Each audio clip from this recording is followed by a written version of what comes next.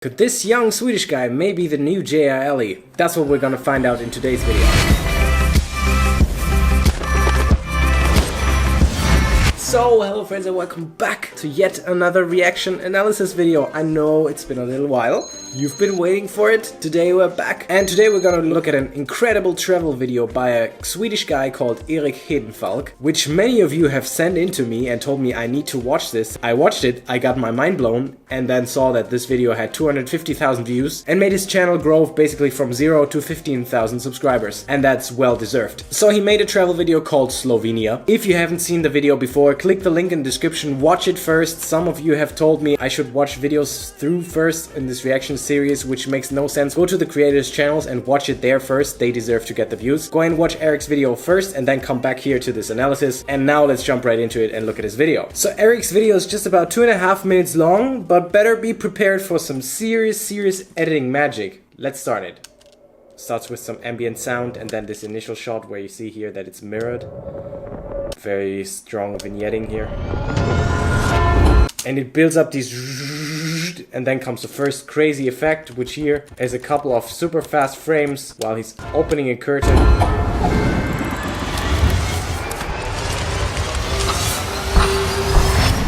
And then pretty much 9 seconds into the video you're already like, okay, what did I just watch? Let's just briefly look at this again because it was really cool and there were a lot of effects that you probably know from other filmmakers. So here super close-up shots, then he's wiping the camera left. Here in the background, here's the fast going sound.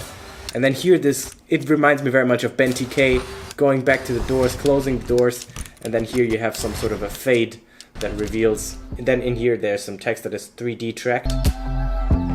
And it starts to a really nice song. You hear the ambient sound of the water flowing, and this is a really cool drone shot that's rotating. And in the very center here, the person lying there. Really like the color of the water there. Do you see here the lens flare, the light overlay, like light leaks?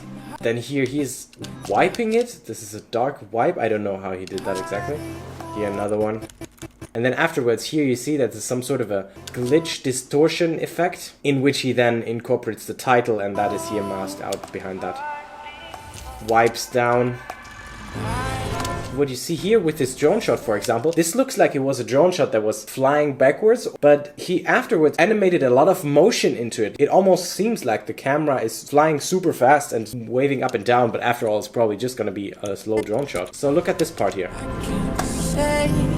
Here's some sort of a luma fade or like a water paint fade. Super cool effect. Turns in on the right side while you still have that person standing in the foreground, which he masked out, and then also the house on the left is still there. Pretty crazy effect.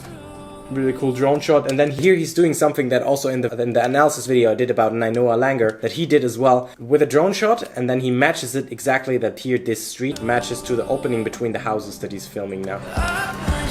Super cool. Again, here's some sort of this water paint fade, and then you have a super fast shake and warp. And then comes the beat in the music, and it starts a fast montage. And here in the background you hear the sound. This is very much a sound that J.R. is using, also the zing. He has a lot of very close-up shots with long focal length and very shallow depth of field. And then here the overlay of the clock that he put over it and that tracked to the guy on the bike. Here he used a couple of shots in a row. The moment that he's throwing the stick, and then he takes the camera and wipes it to the left, and you only see bushes and it's all very blurry. And then you don't even see that here comes the cut to the next shot where he reveals behind some leaves and makes the transitions. Very nice. Continues the movement to the left while the next tree is blocking the frame. Here, tree is blocking the frame. He cuts, here is black, and matches to a next shot that also starts at behind the black. Really nice. Again, the sound effect. This is a really cool shot with the clouds here. Must have been a time lapse, slowly zooming in, but really fancy what the clouds are doing there. Another one of those, super cool. And then with the time-lapse you also see that it's slowly zooming out, and that continues in the next shot. Zoom out, transition, and then also continues to slowly zoom out on this shot. And then here what's also really fancy, that this here is a two-part shot. So you see him in normal speed in front, and then in the background though you see that must be a time-lapse. Look at the clouds. This is clearly a time lapse. So I would assume he made the shot twice. First he made the long time lapse, and then he made a very short clip with him standing there. But the camera was on a tripod, filming the exact same spot. An assumption. Eric, you can tell us in the comment below if that was right. This is a really, really nice shot. Like golden hour, sun slowly going down. It's a little bit off horizon though. Here on a super wide angle lens, very slow tilt up on the gimbal. I really like these top-down drone shots, super nice. Again, he's using his sort of water paint fade transition. I don't know what that's called. Like the beat. Here again, he matches very nicely a fast-forwarded drone shot that goes in the cloud. The frame fades to white, and then it starts in another cloud again. And those go backwards in a time-lapse, super nice. Drone shot, super cool. Slow motion, leaves falling back upwards. This is also a really, really cool shot that highlights what I often say, is that it makes it so much more interesting to look at if you have dynamic foreground elements. So what they did here is he either used the gimbal or he slowly pulled the camera forwards. And the leaves are very, very close to the camera. And that's why it creates this really dynamic effect here where you see that it's moving. This was also really, really cool. Another time-lapse, and what he must have done here is that he moves the camera up so that it matches the motion of the second shot, and the second shot is actually shot on a gimbal, I would assume. And here it's masked out, and it continues this movement of the camera, starts looking up to the right. Really cool slow motion. Really, really cool drone shots flying backwards.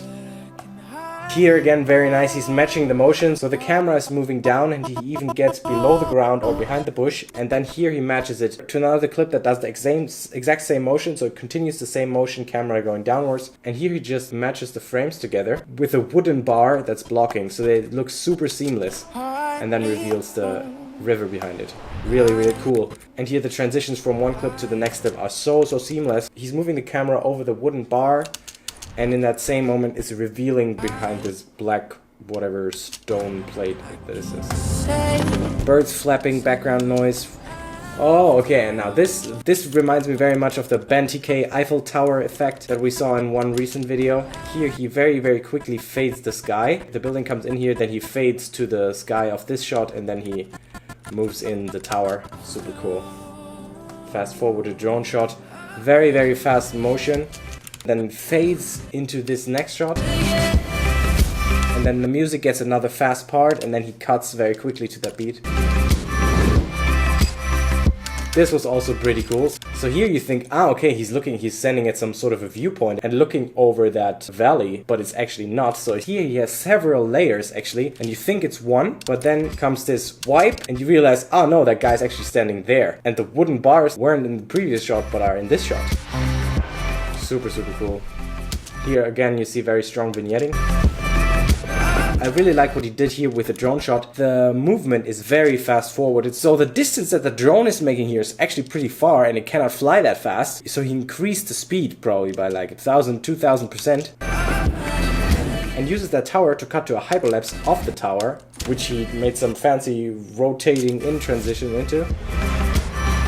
So as you see, there are so many details and fancy techniques that he put into those 2.5 minutes. So the 250,000 views on this video are well deserved, and all the subscribers he gave to this. Here again, just pay attention to how nicely it flows and how seamlessly one clip goes into the next one. He's following the movement of the drops downwards. Here, pretty cool hyperlapse down in a cave that he probably shot on a gimbal, so taking a gimbal, walking forwards. And then he tilts down on the gimbal, it turns black, and it suddenly reveals this castle. Also really cool because it's so seamless, because tilt down to black, cuts to another frame that is black, continues the movement of the camera and reveals this castle here. It was another time-lapse. Oh, and that was also really fancy. If you just look at this, I'm not even gonna assume how he did that because I have no freaking clue what he did here with this light bowl, and then it really goes to a completely white frame and then back to the light that he puts here on top of the camera as if though it was a flash. Really, really, really cool. So that was an absolutely incredible video. Thanks for every one of you who suggested this. If you haven't already, then by now go and check this video on Erik's channel and give him some massive props for this really, really, really cool edit. If you're new to the channel and you enjoyed this analysis, then over here you find a playlist with lots more of those analysis videos. Also, don't forget to smash the like button and subscribe to the channel and all that kind of magical stuff. You know how this YouTube thing works, right? Until next time.